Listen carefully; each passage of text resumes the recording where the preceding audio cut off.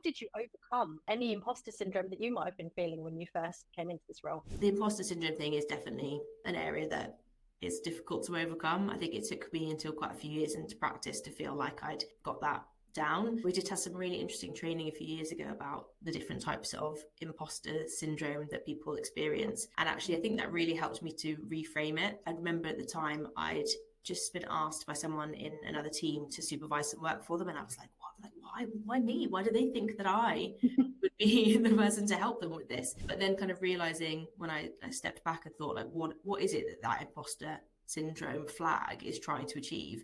And I actually think it was just trying to protect me. Didn't want to make a fool of myself in front of someone that I hadn't worked with before.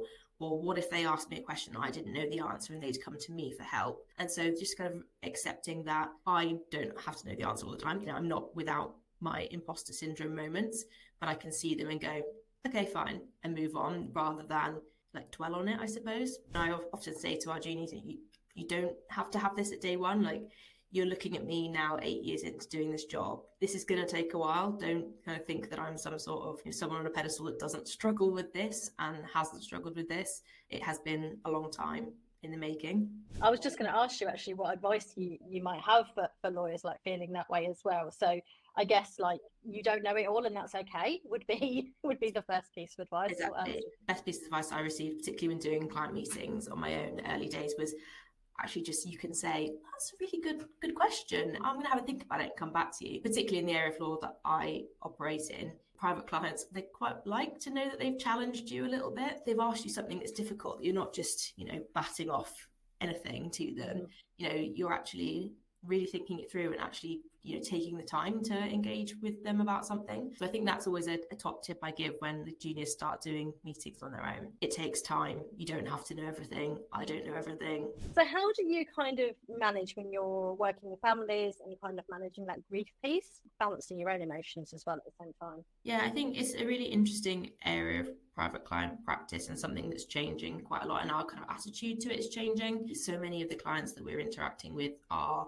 going through really traumatic things, whether that's a terminal diagnosis, whether that is the death of a loved one, whether that is, just generally kind of having to rebuild life after a traumatic event. Mm-hmm. And actually that can have such an impact on us as individuals.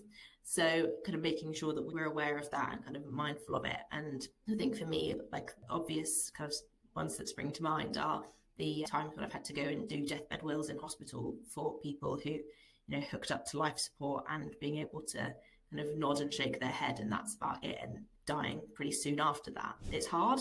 And I think that's kind of the first step in it, is that, you shouldn't just have to then go straight back to the office and get stuck into anything else. It's okay to go have a cry in the loo. Like, been there, done that. Just knowing that does take some kind of dealing with. And I think firms are getting better at it. I think particularly actually in the family space, they have kind of got better at that. And I know that the firm here, we do a lot of work in that area. Yeah, and that is so important that is happening within the legal space, because a couple of my best friends are actually therapists. It's interesting you say about therapy. They have oftentimes weekly supervision, which means that they have to check that they're okay, right? They're okay to give advice to their client and that they're not going through anything that might be particularly triggering or that might impact the advice that they give.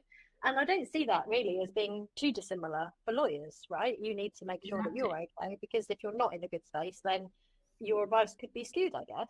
Definitely. And if you're not taking on and processing some of that stuff, it can all just compound. And, it comes up eventually later. You can only shut it down for so long. It's important for therapists to have their therapeutic supervision. We're kind of starting to see more of that in the legal sector. And I think that's a really good way that things are going.